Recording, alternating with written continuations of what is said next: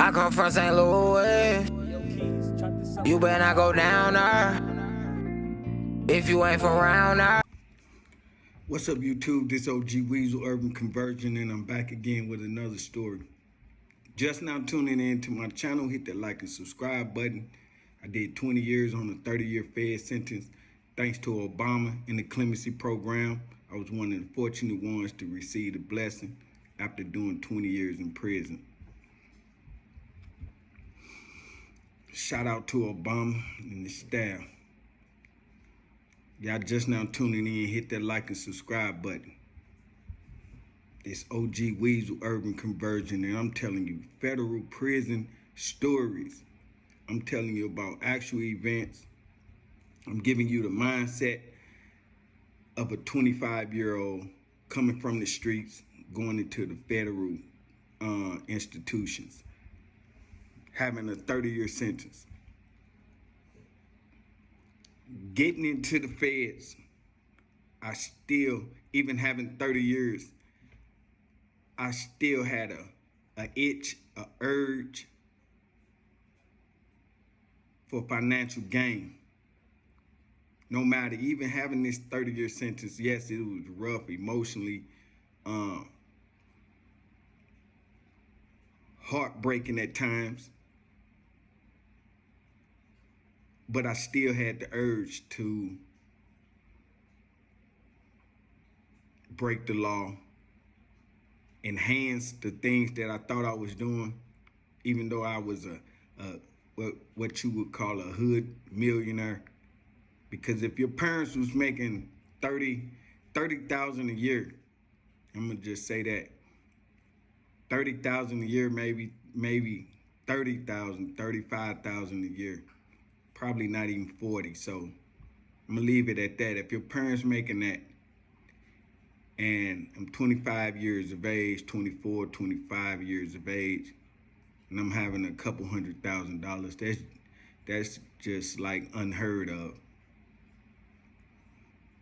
So that's why I say hood rich. Exceeding the amount of money that your parents made and having that acquiring the ability to save and have that type of money, even though it's illegal money and all of that. So after I got into the feds, still not realizing the severity of having 30 years, having 30 years, I was 25 years of age. I had more time than I was been living on earth. And I still had the urge to break the law and to enhance my drug dealing in a different level. This is early stages of me going into the incarceration.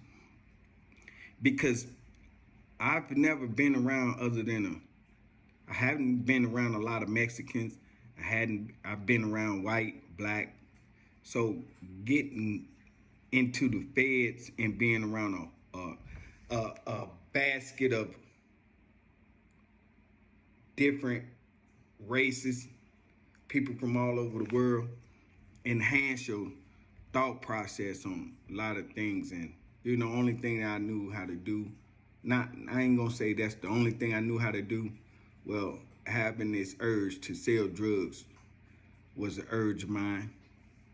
And I still had that urge, even having 30 years, walking amongst people from all over the world that lost their life, that had life sentences, and a lot of people that came into these institutions and didn't even make it out for drug dealing. So as I explored different times, different people, meeting different people from all over the world, my ultimate goal was to find the ultimate connect, somebody that can flood me with unlimited drugs when I did get out. For some reason or another, I had that mindset, and a whole lot of other people did as well. Going into the feds enhance anything that you was coming in to do. Like if you was into white collar crime, bank robberies, whatever, it was somebody in there that can enhance you on whatever you had your mindset on. So still having my mindset on this drug dealing thing, ultimately I want to meet the ultimate connect. So after exploring, I'm talking about leaving different jails, be like, oh yeah, I'm finna meet some different people, I'm finna meet different connect. I hope it, hope it's this, and hope it's that, because I did meet people that was still active, that still wanted me to tie certain things to friends, street connects, even though I didn't. But I had the opportunity to do that and I didn't. Because circumstances different. When you're on the inside and you calling to the streets and you need people to do certain things or be a certain kind of way, that foundation have to be already set coming in. And they have to be strong. But getting to the story, as I searched and searched and searched for different connects, meeting different people, writing these long phone numbers down, getting these addresses, all the political side of meeting people and having to connect. And it was easy for me because I always had a voice on the compound where I was at amongst the blacks. And they, different people from different nationalities see the respect level that one hold. So with that respect, a lot of other respect is resonated throughout amongst men, So it's quite natural if other men respect you, quite natural other men gonna bring respect when they introducing themselves or you introducing yourself because they watch. Meeting these people along my journey, you never hear about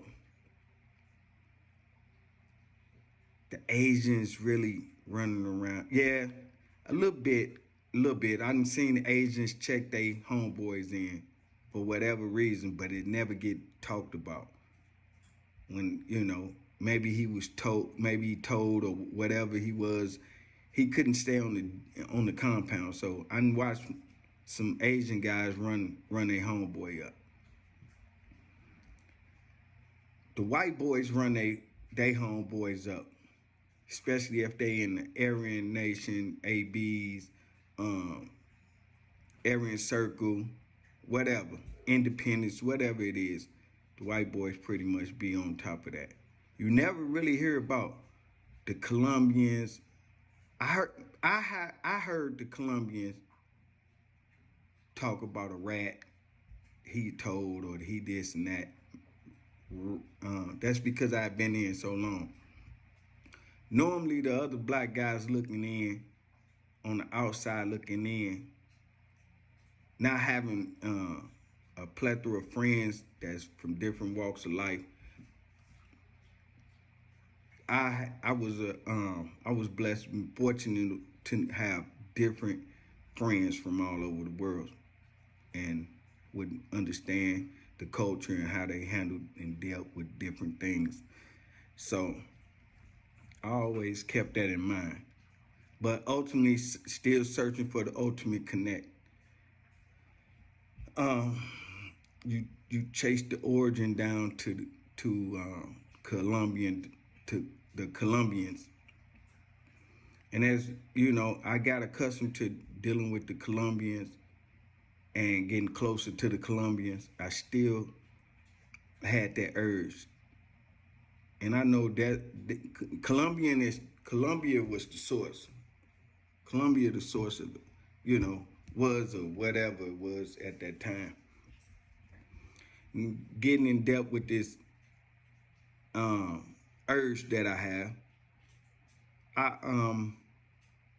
find out that the Colombians was, had an alliance with the Mexicans, and the Mexicans was, really like the foot soldiers of everything.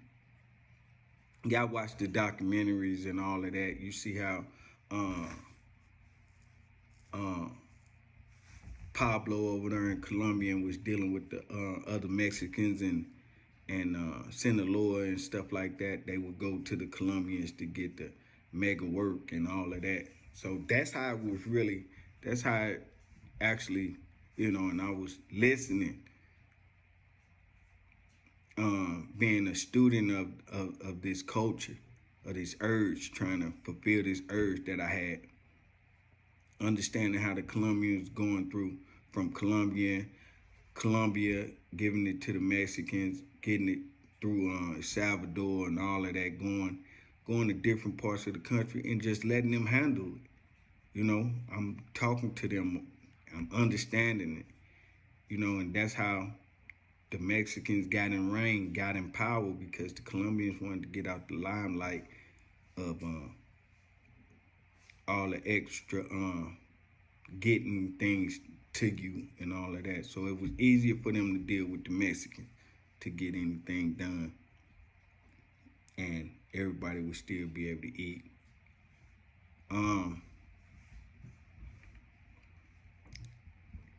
You're not hearing about them cultures doing a lot of telling.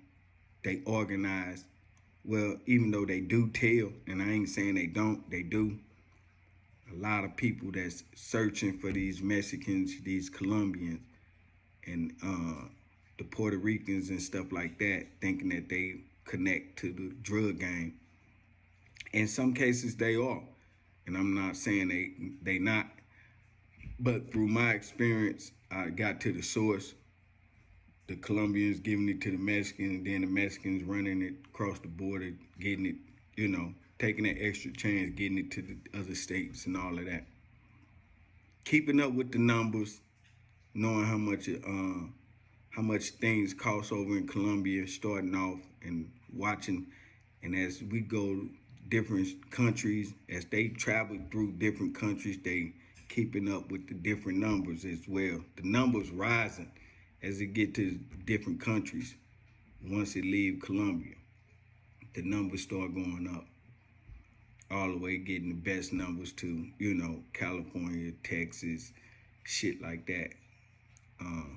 Coastal shit that got a coast on it. So now,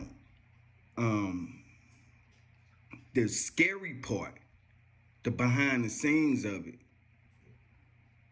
the behind the scenes of, do I really want this, fulfill this urge that I'm having? Because now you're hearing you hear the good part of it, but let me tell you about the bad part of it. The Colombians tell, the Mexicans tell, the Puerto Ricans tell, everybody tell. You hear stories about how they telling and what they doing to get out of prison. After being in prison 15, 20 years, and the tactics that they still using and trying to use to get out of prison, having those life sentences. But they connected to the drug world, the world that you only look at for financial gain.